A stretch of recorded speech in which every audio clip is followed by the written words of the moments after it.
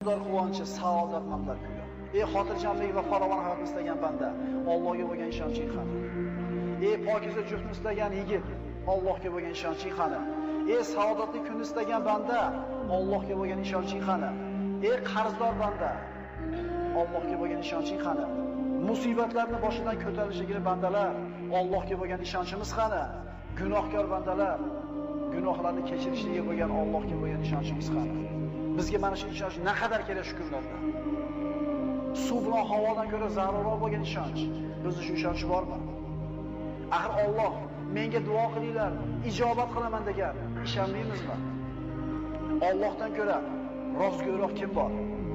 Axir Parvardigorimiz Alloh tanglik, kambag'allikdan keyin yengillik, boylikni ham paydo qilib degan so'zga ishonch qani? Tanglik, mashaqqatdan keyin kenglikni ham, boylikni ham beraman deyapti Alloh. Ishonmaymizmi?